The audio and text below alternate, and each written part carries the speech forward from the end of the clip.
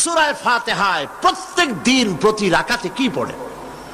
প্রতিদিন প্রতি রাকাতে এই কথাই আমরা বলি, ইয়্যাকা না'বুদু ওয়া ইয়্যাকা নাস্তাঈন। পড়েন সবাই আমার সাথে, ইয়্যাকা না'বুদু ওয়া ইয়্যাকা নাস্তাঈন।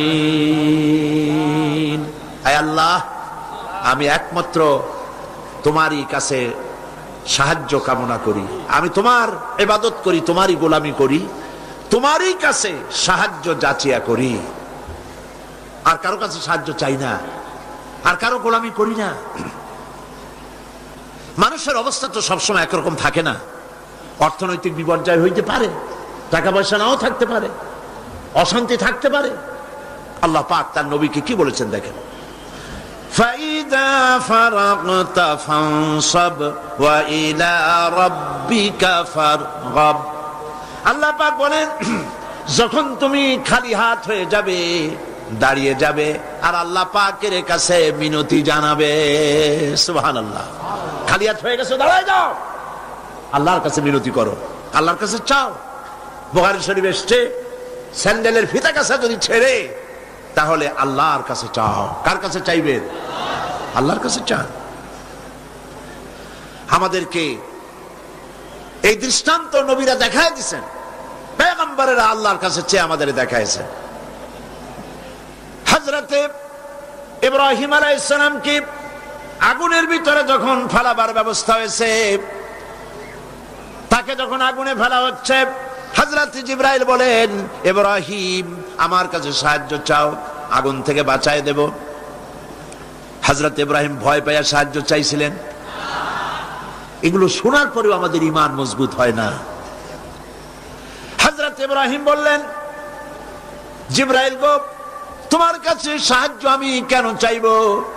আমি তো এমন কোন অন্ধ খোদার ইবাদত করি না যিনি তার গোলামের দুঃখ না দেখেন। আমি আগুনে পড়ে গেলে আমার আল্লাহ রাব্বুল আলামিন যদি খুশি হন, তাহলে আমার আল্লাহকে খুশি করার জন্য 1000 বার পড়তে রাজি আছি। সাহায্য তো আল্লাহর কাছেই চাইতে হবে। আল্লাহর ইচ্ছা নাই ইব্রাহিম আগুনে পড়ুক, এটা কি আল্লাহর ইচ্ছা ছিল?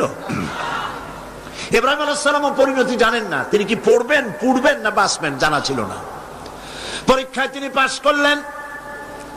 আগুনের ভিতরে যখন ইব্রাহিম আলাইহিস সালাম পড়ে যাচ্ছেন, আল্লাহ রাব্বুল আলামিন আগুনের প্রতি হুকুম দিলেন, ইয়া নারু কুনি বারদাও ওয়া সালামান আলা ইব্রাহিম। আগুন, আমার ইব্রাহিমের জন্য শান্তিদায়ক ঠান্ডা হয়ে যা। বলেন, আর কি ক্ষমতা থাকবে আগুনের? আর জ্বালাবার ক্ষমতা থাকবে? জ্বালাইতে পারছে? পারে নাই। আল্লাহকে বিশ্বাস করুন এইভাবে করে। কোন মাজারে টাকা দিবেন না, পয়সা দিবেন না, আগরবাতি দিবেন না, চান্দা মান্দা দিবেন না। যা চাওয়ার, যা বলার সরাসরি বলবেন কাকে? কারে বলবেন? আল্লাহ পাক পরিষ্কার করে কোরআনের মধ্যে সব দৃষ্টান্ত দেখাইছেন। হযরতে ইউনূস আলাইহিস সালামকে মাছে যখন গিলে ফেললো, বেরোবার কোনো পথ নাই, কোরআনে কারীম এই কথা দুনিয়াবাসীদের জন্য, মুমিনদের জন্য তুলে দিয়েছেন। ওয়াযান্নুন ইয যাহাবা মুগাদিবান ফাযান্না আন লান নাকদিরা আলাইহি ফানাদা ফিল যুলুমাতি আল্লা ইলাহা ইল্লা আনতা সুবহানাকা ইন্নী কুনতু মিনাজ জালিমিন। অন্ধকারের ভেতর থেকে ইউনূস আলাইহিস সালাম চিৎকার মারলেন, ফানাদা ফিজ যুলুমাত, পানির অন্ধকার, মাছের পেটের অন্ধকার, রাতের অন্ধকার, ত্রিবিধ অন্ধকারের মধ্য দিয়ে ইউনূস আলাইহিস সালাম ডাক দিলেন আল্লাহরে। আল্লাহ শোনে নাই। রব্বুল আলামিন বলেন, ফাস্তাজাবনা লাহু ওয়া নাজ্জাইনাহু মিনাল গাম্মি ওয়াকাযালিকা নুজিল মুমিনিন।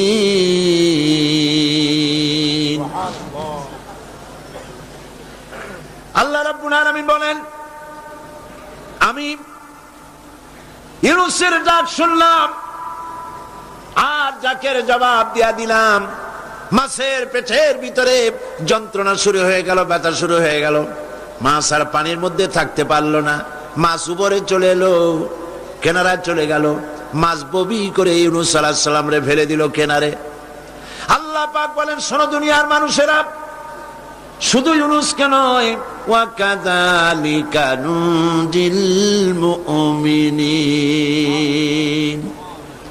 মুমিনেরা যখনই বিপদে পড়বে, আমারে যদি ডাকে, আমি এইভাবে করে, ওয়াকাযালিকা এইভাবে করে আমি বিপদ থেকে বাঁচায় দেব। সুবহানাল্লাহ। সুতরাং আল্লাহ পাকের এই কোয়ালিটি বুঝতে পারলে এটাই হলো তাওহীদ।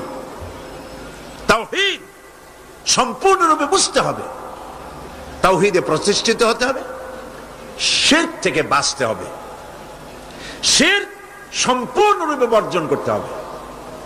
এখন শিরকটা কি? শিরক হলো অংশ। এটা শরীক দিয়ে বললে বুঝতে ভালো, শরীক।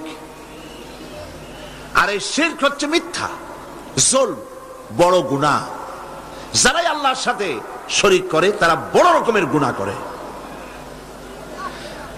আমি এই দৃষ্টান্তটা বুঝাবার জন্য এরকম দৃষ্টান্ত দেই। শরীকদারি ব্যবসার সাথে, শিরক পার্টনার, শরীক। আল্লাহ পাকের কোন পার্টনারের দরকার আছে? আর যারা জবাব দিলেন না, আল্লাহ পাকের পার্টনারের কোন প্রয়োজন আছে? পার্টনারের প্রয়োজন হয় কেন? ধরেন ব্যবসা করবে কেউ, তো ব্যবসা করতে গেলে, পার্টনারশিপ বিজনেস করতে গেলে অভাবের কারণেই পার্টনার খোঁজে। পুঁজি আছে যা, সেই টাকা দিয়ে ব্যবসা চলবে না, একজন পার্টনার লাগবে পুঁজিওয়ালা। পুঁজির অভাবে মানুষ পার্টনার খোঁজে। আবার পুঁজি আছে কিন্তু বুদ্ধি নাই, লাইসেন্স নাই। বুদ্ধিওয়ালা লাইসেন্সওয়ালা একটা লোক পার্টনার হিসাবে নিতে চেষ্টা করে পার্টনারশিপ বিজনেসে।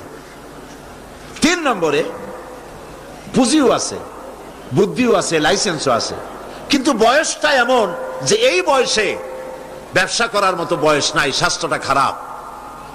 এই 3টা কারণে মানুষেরা পার্টনারশিপ বিজনেস করে। এখন আল্লাহর সাথে শরীক করলে আল্লাহ সহ্য করেন না, কারণ হলো আল্লাহর তো এই 3 অভাবের কোনো অভাব নাই। বুঝে আসে নাই মনে হয়? আল্লাহর পুঁজির অভাব আছে? আচ্ছা, আল্লাহর পুঁজি আছে কিনা তা আল্লাহর কাছেই জিজ্ঞেস করি। কেউ যদি আল্লাহকে প্রশ্ন করে তোমার পুঁজি আছে কি নাই, এই প্রশ্ন করার আগে রব্বুল আলামিন কোরআনে কারীমের মধ্যে জবাব দিয়ে রেখেছেন, ওয়াল্লাহু গানিয়্যুন ওয়া আনতুমুল ফুকারা। আল্লাহ হচ্ছেন অভাব মুক্ত, সবকিছুর মালিক তিনি, তিনি গানি। আর তোমরা যারা পার্টনার খোঁজো, তোমরা হলো ফকিরের গোষ্ঠী, মিসকিনের গোষ্ঠী, জুমরাতুল মাসাকিন। আর আমার পুঁজির অবস্থা শোনো, আল্লাহ পাক বলছেন, মা ইনদাকুম ইয়ানফাদু ওয়া মা ইনদাল্লাহি বাক। তোমাদের পুঁজি ফুরায় যায়। গত বছর যা ছিল আস্থা নাই, 50 মণ ধান দিয়েছিলাম, খাইয়া খুইয়া সর্বনাশ করছো। ধান নাই, চাউল নাই, যা দেই সব খাইয়া শেষ করো। তোমাদের পুঁজি ফুরায় যায়। ওমা ইনদাল্লাহি বাক। আর আল্লাহর পাত্র থেকে, ভাণ্ড থেকে যত দেওয়া হয় ফুরায় না, ভরা থাকে। আল্লাহর কোনো পুঁজির অভাব নাই। শুধু তাই নয়, লাহু মাকালিদুস সামাওয়াতি ওয়াল আরদ।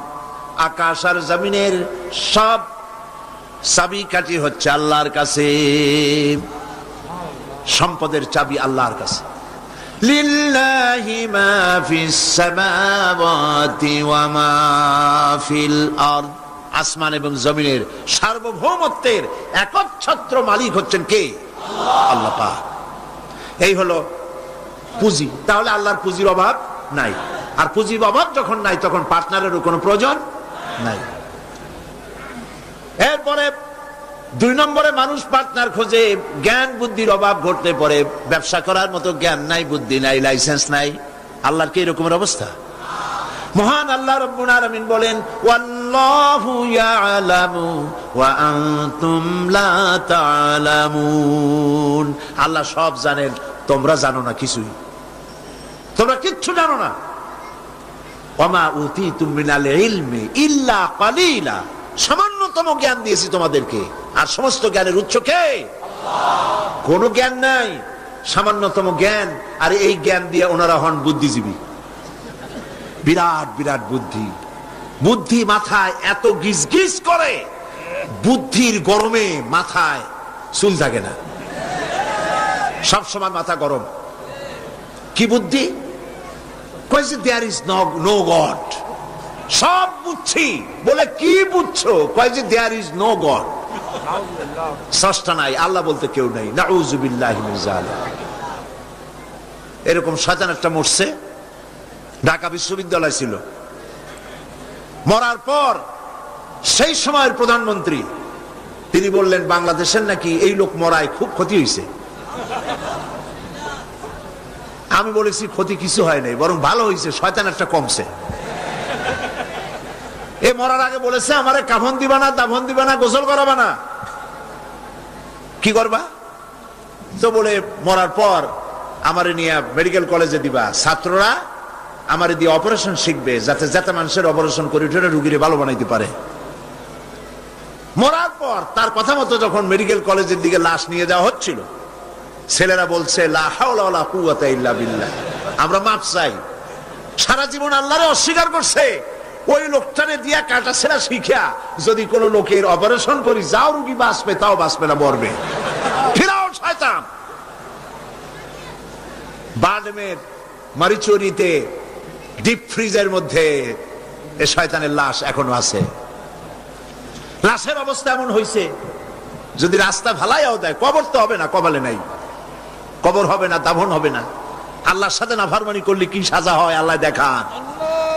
আল্লাহরে যদি মানত, গোসলটা হইতো, কাফনটা হইতো, জানাজাটা হইতো, মানুষের দোয়া করতো। কপালে নাই, কপাল পোড়া, আল্লাহরে অস্বীকার করছে বুদ্ধির ঠেলায়। লাশের অবস্থা এমন হয়েছে, এখন যদি রাস্তায় ভালাইয়া দেয়, কুত্তাও খাবে না। কারণ আমাদের দেশের কুত্তা এত অভদ্র না যে এত পচা লাশ খাবে।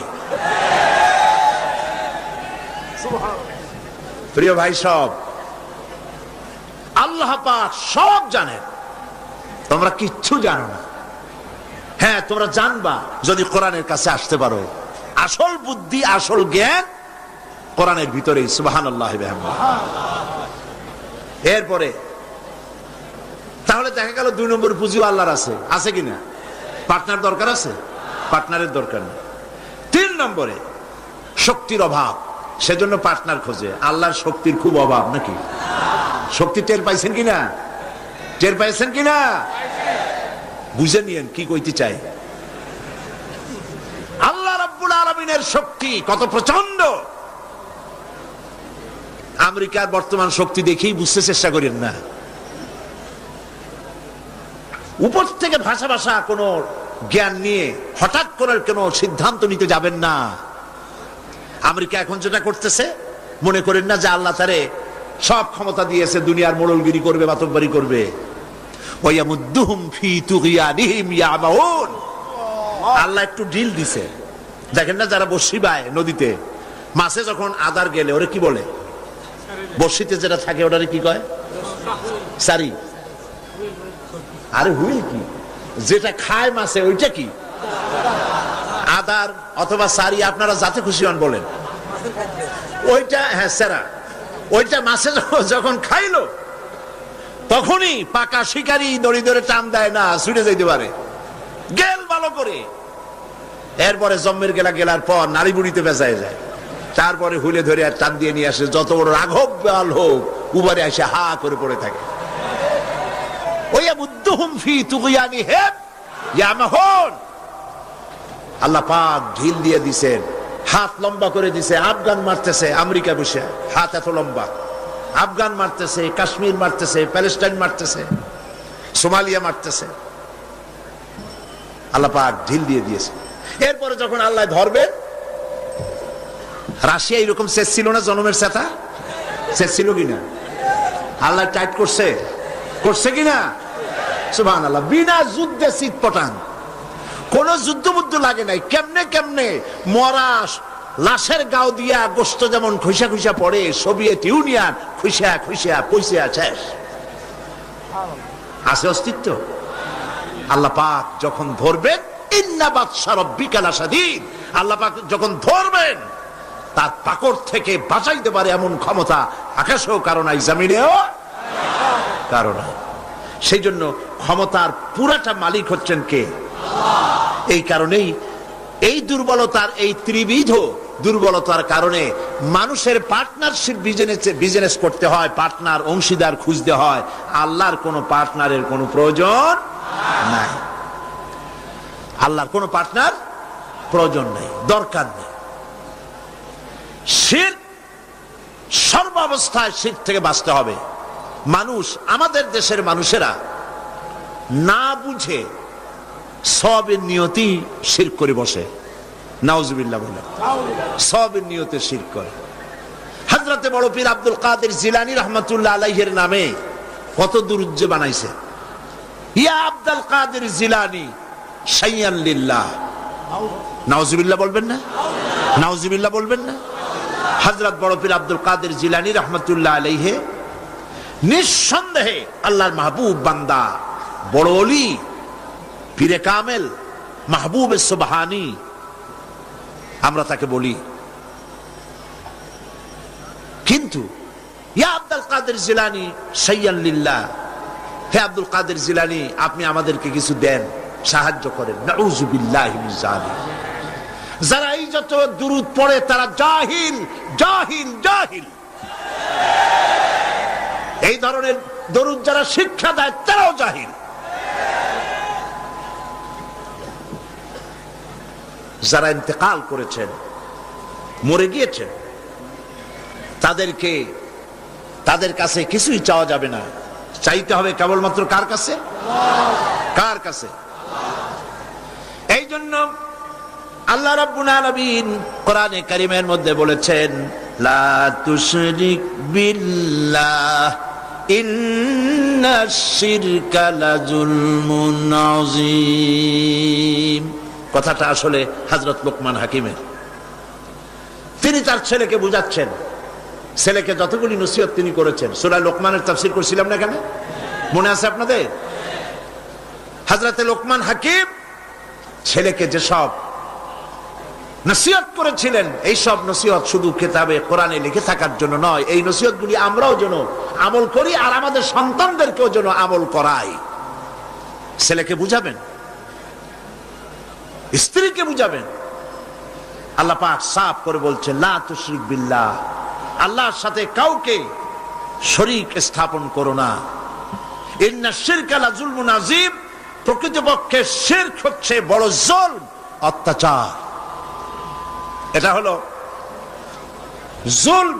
এ শব্দের ব্যাখ্যা হচ্ছে ওয়াজউল শাই ফি গায়রি মুহাল্লি, যে জিনিস যেখানে রাখা সেটা সেখানে না রেখে আরেক জায়গায় রাখার নামই হলো জুলম করা। টুপি তো মাথায় শোভা পায়, টুপি কোথায় রাখবেন? কিন্তু হাঁটুর উপরে যদি রাখেন তাহলে টুপির উপরে জুলুম করা হয়।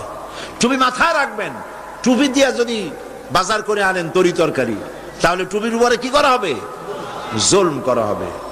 নৌকা চলে পানি দিয়া, কিন্তু রাস্তার উপরে যদি টানায় রাখেন তাহলে নৌকার উপরে কি করা হইল? জুলুম করা হইল। সোজা কথা। চশমা নাকের উপরে রাখাবার জন্য, কিন্তু চশমা যদি মাথার উপরে ভালাইতেন তাহলে চশমার উপরে কি করা হইল? জুলুম করা হইল। যেই সব জিনিস, যেসব শক্তি আল্লাহ রাব্বুল আলামিনের, সেইগুলি মানুষের কাছে চাওয়া, অদৃশ্য কোনো কিছুর কাছে চাওয়া, এটাই হচ্ছে শিরক, এটাই হলো জুলম। এর অর্থ এই নয় যে মানুষের কাছে টাকা চাইলে সেটা শিরক হবে। মানুষের কাছে ধার চাইলে শিরক হবে, এর অর্থ কিন্তু এটা নয়। অদৃশ্য থেকে কোনো কিছু সাহায্য পাওয়ার আশায় চাওয়া আল্লাহ ছাড়া অন্যের কাছে, এটার নাম, কথা বুঝে আসছে কিনা? এই জন্য এগুলির সামনে নিজেরা মূর্তি বানানো, মূর্তির সামনে মাথা নত করা, পীরের মাজারে গিয়ে কিছু চাওয়া, এগুলি হচ্ছে শিরক। এগুলি আপনি কেন চান? আপনার দিলের ধারণা যারা চায় যেখানে গেলে কিছু পাওয়া যাবে। মনে রাখবেন, বহুত মাজার আছে যেই মাজারে কোনো মুদ্দারি নাই। সাইনবোর্ড একটা লাগাই দিয়েছে, সাইনবোর্ড একটা লাগানো আছে পয়সা আদায় করার জন্য। মাজারগুলি মানুষের ধর্মীয় অনুভূতিতে আঘাত লাগায়া, ধর্মীয় অনুভূতিতে স্পর্শকাতর কথা বলে তাদের কাছ থেকে পয়সা নেওয়া। আমি ঝিনাইদা মাগুরা লাইনে একটা মাজার দেখেছি, সেখানে লেখা আছে সাইনবোর্ডে, ড্রাইভার ভাই মাজার বহুত গরম, আস্তে গাড়ি চালাইবেন। তার মানে মাজার বহুত গরম, আস্তে চালাইয়া পয়সা দিয়া মাজার ঠান্ডা করে যান। আমি বুঝি না মাজারে পয়সা লাগবে কেন। মসজিদের পাশে দান বাক্স থাকতে হবে, কারণ মসজিদগুলি এখনো গভর্নমেন্ট চালায় না। ইনশাআল্লাহ এমন গভর্নমেন্ট আসবে বাংলাদেশে যে গভর্নমেন্ট সরকারি খরচে সব মসজিদ চালাবে ইনশাআল্লাহ।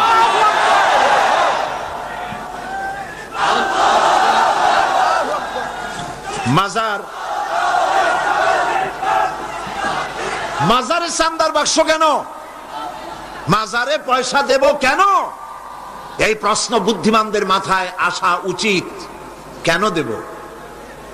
যিনি ইন্তেকাল করেছেন ওনার কি এখন টাকার প্রয়োজন? বলেন আপনারা।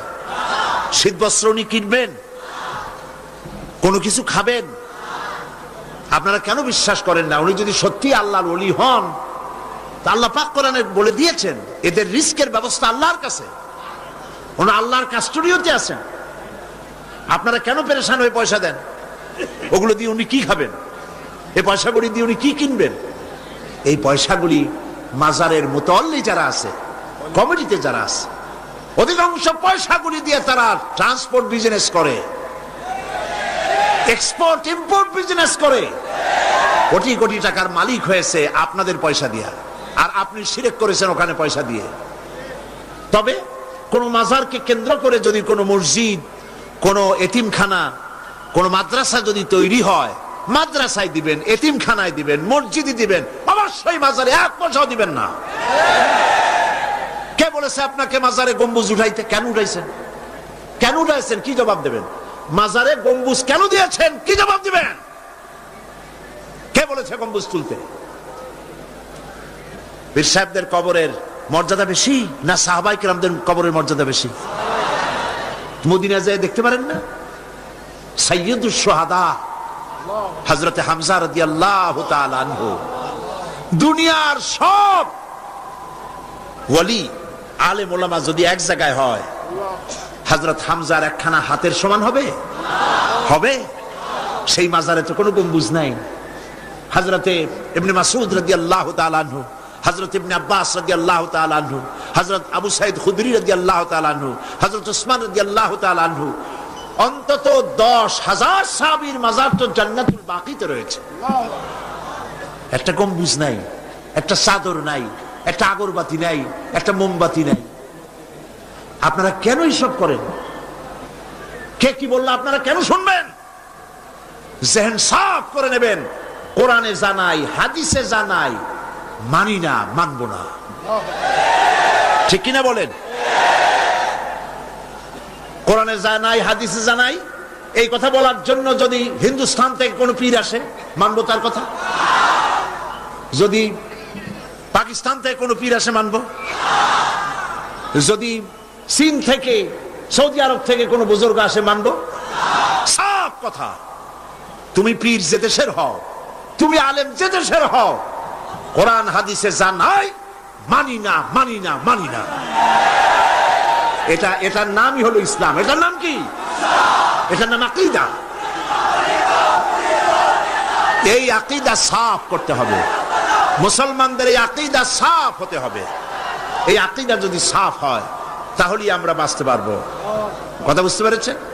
কথা বুঝে আসছে? বলছিলাম বহুত মাজার আছে, মুদ্দার নাই। বহুত মাজার এমন আছে, মুদ্দার নাই। এক কিতাবে আসছে এরকম, একজন পীর সাহেব, তার বাড়িতে এক মাজার এবং বাড়িতে ওরস হয়। তার মুরিদও বাড়িতে একটা মাজার হইছে এবং সে ওরস করে। অন্যান্য মুরিদরা এসে পীর সাহেবরে বললো যে আপনার এই মাজারে, আপনার বাড়িতে আর কি লোক হয়, আর এই মাজারে আর কত লোক আসে? আপনার মুরিদের বাড়ি যায় দেখেন, ওরসে কত লোক আর কি পরিমাণ মানুষ পয়সা করি সেখানে দেয়, ওই মাজার গরম বেশি। পীর সাহেব চিন্তা করলো ওই লোকটা তো আমার কাছে মুরিদ হইছে, ও মাজার পাইলো কই? ওই মুরিদে রাতের বেলা ডাইকে নিয়ে কয়, বেটা সত্যি কথা বল, মাজার পাইছো কই?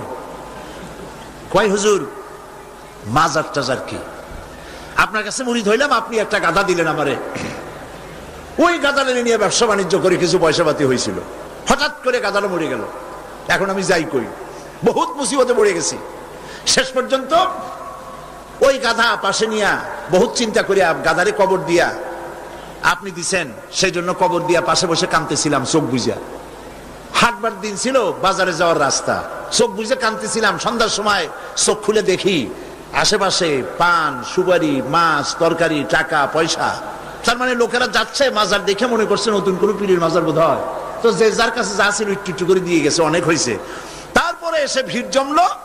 এরপরে কি করব, বহুত চিন্তা ভাবনা করে একটা সাইনবোর্ড লাগাই দিলাম, হযরত গেদা শাহ রহমতুল্লাহ আলাইহির মাজার। পীর সাহেব বললেন খারাপ হয় নাই, আমি যে তোমারে গাধাটা দিছিলাম ওইটার মায়ের কবর হলো আমার বাড়িতে। নাউজুবিল্লাহ বলে।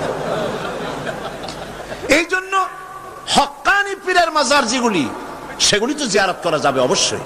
হক্কানি পীরের মাজার যেগুলি আছে জানা মতে, যেমন শাহজালাল রহমতুল্লাহ আলাইহ, খান জাহান আলী রহমতুল্লাহ আলাইহ, শামানাত রহমতুল্লাহ আলাইহ, শামখদুম রহমতুল্লাহ আলাইহ, বড় বড় আল্লাহর ওলিদের মাজার আছে, আছে না?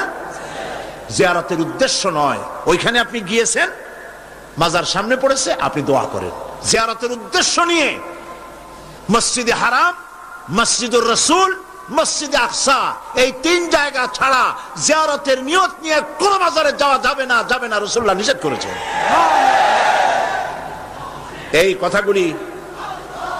এই কথাগুলি যদি আমাদের মনে থাকে তাহলে আমরা উপকৃত হতে পারবো।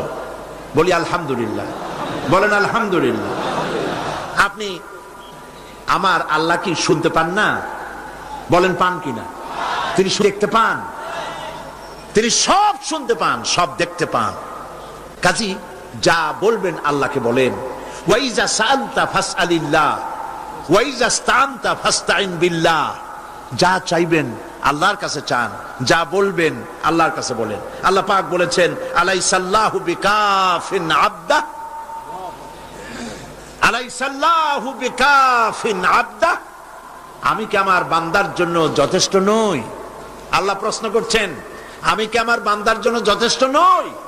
আপনারা বলেন অবশ্যই যথেষ্ট, বলেন সবাই অবশ্যই যথেষ্ট। সুতরাং আল্লাহ পাক হচ্ছেন সর্বময় ক্ষমতার মালিক। আপনার আমার যা প্রয়োজন সব আল্লাহকে বলবো, রাজি আছি? এটাই হচ্ছে তাওহীদ এবং শিরক বর্জন। সর্বাবস্থায় শিরককে বর্জন করতে হবে। হযরতে মুআজ রাদিয়াল্লাহু তাআলা আনহু তিনি হাদিস বর্ণনা করেছেন, নবী করিম সাল্লাল্লাহু আলাইহি ওয়াসাল্লাম বলেছেন ইয়া মুআজ, তিনবার ডাকলেন। হযরত মুআজ বললেন লাব্বাইক ওয়া সাদাইক। হুজুর বললেন মুআজ তুমি কি জানো বান্দার উপরে আল্লাহর হক কি, আবার আল্লাহর উপরে বান্দার হক কি? হযরতে মুআজ রাদিয়াল্লাহু তাআলা আনহু বলেন আমি জানি না, আল্লাহর নবী ভালো জানেন। নবী করিম সাল্লাল্লাহু আলাইহি ওয়াসাল্লাম বললেন মুআজ শোনো, বান্দার উপরে আল্লাহর হক হচ্ছে এই, বান্দার উপরে আল্লাহর পাওনা, আল্লাহর দাবি, আল্লাহর হক হচ্ছে যে বান্দা আল্লাহর সাথে তার ইবাদতের মধ্যে কাউকে শরীক করবে না। আর আল্লাহর উপরে বান্দার হক হলো এই, আল্লাহর উপরে বান্দার পাওনা বা দাবি হলো এই যে বান্দা আল্লাহর ইবাদতে কাউকে শরীক স্থাপন করবে না। আল্লাহ রাব্বুল আলামিন তার জন্য জাহান্নামের আগুন হারাম করে দিবেন। শিরক সর্বাবস্থায় বর্জন করতে হবে। এবং এই জন্যে শিরক হচ্ছে একটা বোমার মতো। আপনারা জানেন যে বোমা, কোন জায়গায় যদি বোমা মারে কেউ, বিল্ডিং উড়ে যায়, জায়গা গর্ত হয়ে যায়। একটা বিল্ডিং বানাতে খরচ হলো 50 লক্ষ টাকা, 1 কোটি টাকা বা 5 কোটি টাকা খরচ হয়েছে একটা বিল্ডিং করতে। এটা উড়ায় দেওয়ার জন্য মাত্র কয়েক কেজি ওজনের একটা বোমা যথেষ্ট। এ বোমার দাম কি আমি জানি না। একটা বোমা একটা বিল্ডিং এর তলায় রেখে দিল বা দূরে কোথাও রাখলো, এরপরে রিমোট কন্ট্রোল দিয়ে সুইচ অন করলো, এই বিল্ডিংটা থাকবে আস্ত না উড়ে যাবে? উড়ে যাবে কিনা? 50 কোটি টাকা খরচ করা বিল্ডিংটি সামান্য কয়েক হাজার টাকা দামের একটা বোমা বিস্ফোরণের সঙ্গে সঙ্গে বিল্ডিংটা যেভাবে হাওয়ায় মিলিয়ে যায়, অনুরূপ ভাবে কিয়ামতের দিন শিরক মিশ্রিত আমলনামা নিয়ে যে সব বান্দা আল্লাহর দরবারে হাজির হবে, ওদের ব্যাপারে রব্বুল আলামিন বলেন, وَقَدِمْنَا إِلَى مَا عَمِلُوا مِنْ عَمَلٍ فَجَعَلْنَاهُ هَبَاءً مَنْثُورًا وَقَدِمْنَا إِلَى مَا عَمِلُوا مِنْ عَمَلٍ। আমি বান্দার আমলনামার দিকে আমি যখন মনোযোগী হব, আমি যখন বান্দার আমলনামা দেখব, আর ওই আমলনামার ভেতরে যদি শিরক মিশ্রিত দেখতে পাই, ফাজআলনাহু হাবাআম মানসুরা, আমলনামাকে ধুলি কণার সঙ্গে উড়াইয়া দেব। নামাজ, রোজা, হজ, যাকাত, দাড়ি, টুপি কোনটা কাজে লাগবে না, সব বালু কণার সাথে আল্লাহ উড়িয়ে দিবেন। কোনো দাম নাই আমলের। প্রিয় ভাই সব, প্রিয় বন্ধুগণ, আমার ভাইয়েরা, আমার মা বোনেরা, কোন অবস্থাতেই শিরক করবেন না। শিরক থেকে মুক্ত থাকুন। ছেলে হয় না, মেয়ে হয় না, মাজারে যাওয়ার কোনো প্রয়োজন নাই। ব্যবসায় উন্নতি হয় না, মাজারে যাওয়ার কোনো প্রয়োজন নাই। মসজিদে যান, কাজায় হাজার 2 রাকাত নামাজ পড়েন, সেজদা করে রব্বুল আলামিনকে বলেন, নামাজ আদায় করে চোখের পানি ফেলে আল্লাহকে বলেন। আল্লাহ পাকের নবী বলেছেন, বান্দার 2টা জিনিস আল্লাহর কাছে খুবই প্রিয়, 2টা ফোঁটা। একটি ফোঁটা হলো জিহাদের ময়দানে যে রক্ত ফোঁটা পড়ে, আর আল্লাহর ভয়তে চোখের যে পানি ফোঁটা পড়ে, এই 2টি ফোঁটা আল্লাহর কাছে বহুত প্রিয়। নবীজি আরো বলেছেন, বান্দা যখন কান্দে গুনাহ মাফির জন্য, অভাব অভিযোগের জন্য বান্দা যখন কান্দে, তার চোখের পানি নাকের অগ্রম, নাকের আধা দি আসতে পারে না, তার মধ্যে রব্বুল আলামিন তাকে ক্ষমা করে দেন। আমরা যেন আল্লাহর কাছে চাইতে শিখি, বলেন আমিন। আল্লাহ রব্বুল আলামিনের কাছে আমাদের যা প্রয়োজন, গায়ব থেকে সাহায্য পাওয়ার জন্য যা প্রয়োজন, কাকে বলবো? আল্লাহ পাককে বলবো। ঈমানকে সালিট করতে হবে। সেই কথা কোরআন শরীফ আল্লাহ পাক সূরা বাকারার মধ্যে এই কথার ভিতরে আল্লাহ পাক পরিষ্কার করেছেন, ইয়া আইয়ুহাল্লাযীনা আমানু দুখুলু ফিস সিলমি কাফা ওয়া লা তাত্তাবিউ খুতুওয়াতিস শাইতান ইন্নাহু লাকুম আদুউম মুবিন। হে বিশ্বাসীরা, উদখুলু ফিস সিলমি কাফা, 16 আনা মুসলমান হও, পরিপূর্ণ মুসলমান হও, ইসলামের মধ্যে পরিপূর্ণ দাখিল হয়ে যাও। একদিকে দাবি করবে মুসলমান, অন্যদিকে অমুসলিমদের মতো তোমাদের আকীদা, তোমাদের চাল চলন এভাবে যদি হয়, তাহলে ইসলামে পরিপূর্ণভাবে দাখিল হওয়া হবে না। শুধু নামাজ, রোজা, হজ, যাকাত করি ইসলামে পরিপূর্ণ প্রবেশ করা যাবে না। জীবনের প্রত্যেকটি দিক ও বিভাগ হতে হবে আল্লাহর হুকুম মাফিক, নবীর প্রদর্শিত পথে। কথা বুঝে আসছে আপনাদের? কথা বুঝে আসছে? মুসলমান দাবি করলেই মুসলমান হওয়া যাবে না। জীবনের প্রত্যেকটি ক্ষেত্র ইসলামের মধ্যে ঢুকাইতে হবে, অর্থাৎ ইসলাম অনুযায়ী আমার জীবন পরিচালিত করতে হবে। আমি যেটাই করব আমি খুঁজবো এর মধ্যে আল্লাহর রেজামন্দি আছে কিনা, আমার নবীর রেজামন্দি আছে কিনা। আল্লাহ রসুলের অনুমতি ব্যতি রেখে, তাদের আনুগত্য ব্যতি রেখে আমরা অন্য কোনোটাই করতে পারি না। আল্লাহ পাক এই কথাগুলি আমাদেরকে বোঝার তৌফিক দান করুন, বলি আমিন। জোরে সরে পড়েন লা ইলাহা, লা ইলাহা, আরো জোরে লা ইলাহা, লা ইলাহা,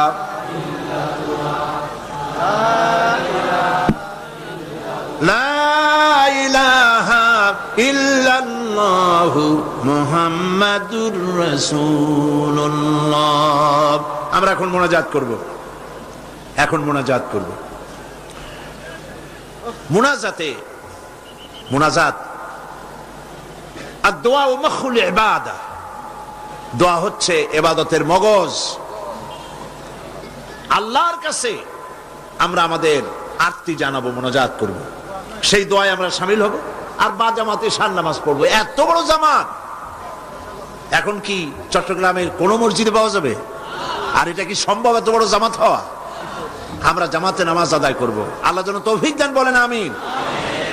মোনাজাতের পর আজান হবে বা জামাত নামাজ হবে, নামাজে আপনারা শরীক হবেন। আজকেও দুইজন অমুসলিম ইসলাম কবুল করার জন্য এসেছেন,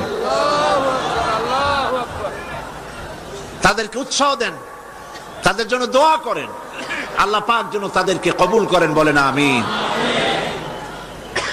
আপনাদের ভিতর থেকে যারা দাঁড়ায় আপনারা নিজেরা তাদেরকে বসায় দেন, একই আশ্চর্য কথা। দুজন অমুসলিম, একজনের নাম সুনীল রায়, পিতা মৃত রজনী রায়, বাড়ি কাটিরহাট, হাটহাজারী, চট্টগ্রাম। আরেকজনের নাম অসীম বড়ুয়া, পিতা কল্যাণ মিত্র বড়ুয়া, গ্রাম হোয়ারাপাড়া, রাউজান, চট্টগ্রাম। এই দুইজন, প্রথম জন সুনীল রায়, তার নাম পছন্দ করেছে মোহাম্মদ খলিলুর রহমান। দ্বিতীয় জন, তার নাম পছন্দ করেছেন মোহাম্মদ মাসুম বিল্লাহ। এই দুজন এখন ইসলাম কবুল করছে।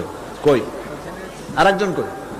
ও মাশাআল্লাহ, কাছে আসো, একটু জোরে জোরে পড়তে হবে। লা ইলাহা ইল্লাল্লাহু মুহাম্মাদুর রাসূলুল্লাহ। আল্লাহ ছাড়া কোনো ইলাহ নাই, উপাস্য নাই। মুহাম্মদ সাল্লাল্লাহু আলাইহি ওয়াসাল্লাম আল্লাহর প্রেরিত রাসূল। আশহাদু আন লা ইলাহা ইল্লাল্লাহু ওয়াহদাহু লা শারীকা লাহু ওয়া আশহাদু আন্না মুহাম্মাদান আবদুহু ওয়া রাসূলুহু। আমি সাক্ষ্য দিচ্ছি আল্লাহ ছাড়া কোনো ইলাহ নাই, কোন উপাস্য নাই, তিনি এক, তিনি একক, তার কোনো অংশীদার নাই। আমি আরো সাক্ষ্য দিচ্ছি মুহাম্মদ সাল্লাল্লাহু আলাইহি ওয়াসাল্লাম আল্লাহর বান্দা এবং তার প্রেরিত রাসূল। বলো আসসালামু আলাইকুম। সবাই বলেন ওয়ালাইকুম আসসালাম। আমরা না আর বলতে হবে না, আমরা এই দুইজন নতুন মুসলমান আমাদের ভাই, বলেন আলহামদুলিল্লাহ। আল্লাহ যেন তাদের ইসলামী জীবন যাপনের, সুন্দরভাবে ইসলামী জীবন যাপনের তৌফিক দেন, বলেন আমিন। এবং ইসলাম কবুল করার কারণে কোনো অসুবিধা, ঘটনা, দুর্ঘটনা, নানান রকমের অসুবিধা থেকে আল্লাহ পাক যেন তাদেরকে হেফাজতে রাখেন এবং আল্লাহ পাক যেন তাদেরকে খাঁটি মুমিনে পরিণত করে দেন। ইসলাম কবুল করার কারণে এই বিশাল লাখো জনতার পক্ষ থেকে আমি তাদেরকে আলিঙ্গন করছি।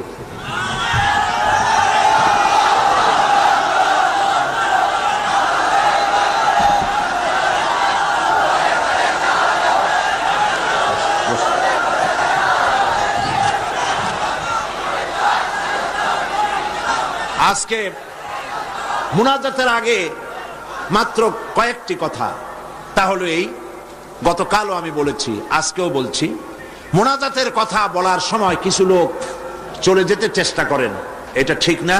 মুনাজাত করেই যাবেন, এটি মনে রাখবেন আপনারা, মেহেরবানি করে মনে থাকবে তো।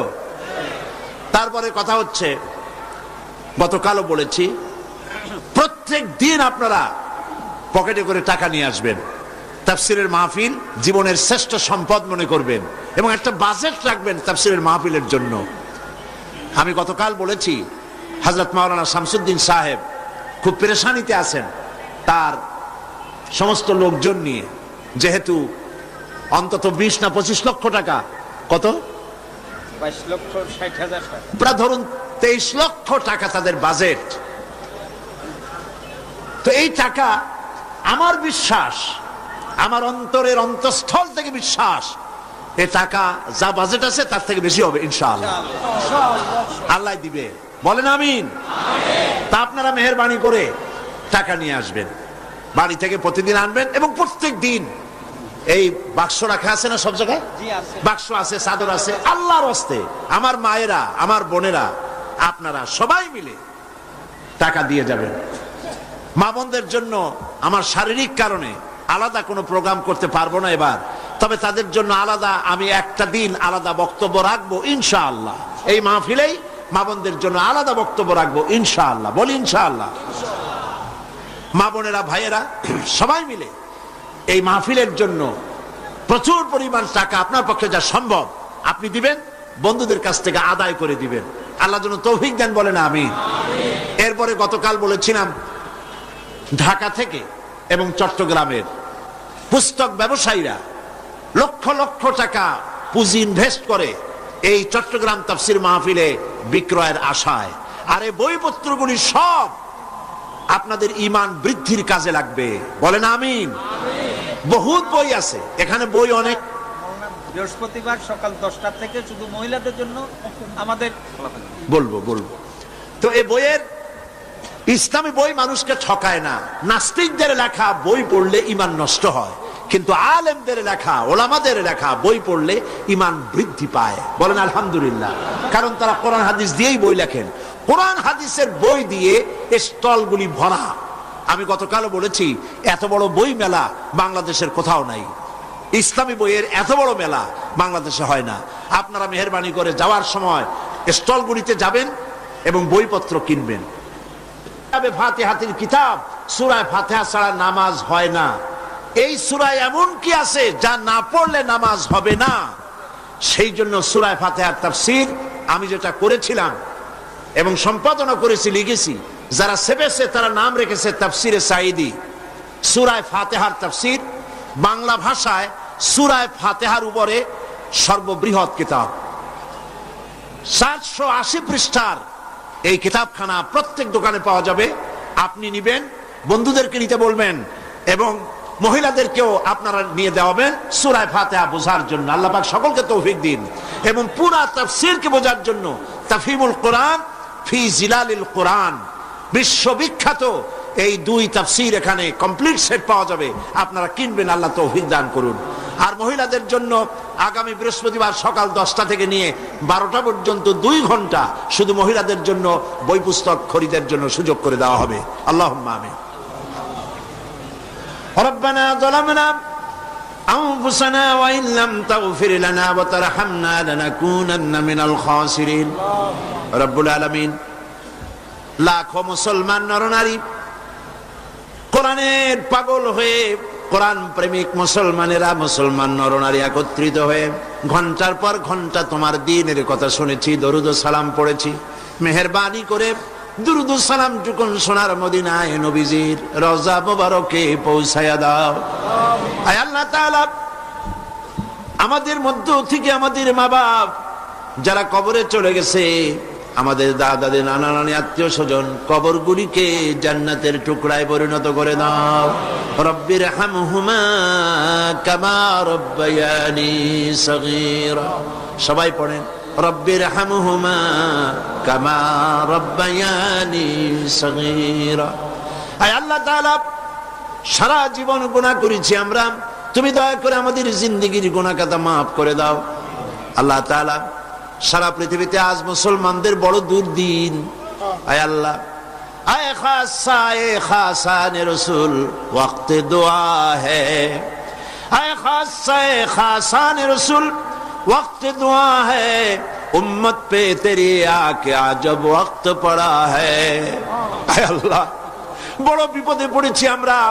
দুনিয়ার সব বড় বড় শক্তিগুলি ঐক্যবদ্ধ হয়ে আজ মুসলমান মারার জন্য উঠে পড়ে লেগেছে।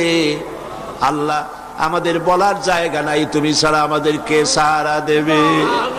রব্বুল আলামিন, গুনাহ করেছি ঠিক, আমরা গুনাহগার তাও স্বীকার করি, তবুও একটা ভালো পরিচয় আমাদের আছে। এই ভালো পরিচয়টা হলো আমরা তোমার হাবিবের উম্মত।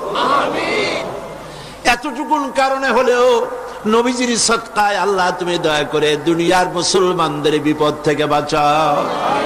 আয় আল্লাহ, দুনিয়ায় যেখানে যা কিছু ঘটে, সন্ত্রাসী ঘটনা, বোমা বিস্ফোরণের ঘটনা, যেখানে যা কিছু ঘটে, আল্লাহ দুনিয়ার কাফেররা ঐক্যবদ্ধ ভাবে সেই দোষ আমাদের মাথায় চাপায়। সুতানাতা দিয়া মুসলমান মারে, মুসলমানদের মসজিদ মাদ্রাসা শেষ করে, আলেম ওলামাদের উপরে আঘাত করে।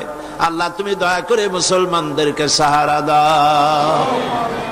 রব্বুল আলামিন, দুনিয়ার সব মুসলমানদের উপরে তোমার রহমত নাজিল করো। আল্লাহ তাআলা হযরত মাওলানা শামসুদ্দিন সাহেব, আল্লাহ তুমি তাকে হায়াতে তাইয়্যিবা সেহাতে কুল্লিয়া দান করো। আল্লাহ তাআলা ইসলামী সমাজ কল্যাণ পরিষদকে তুমি কবুল করো।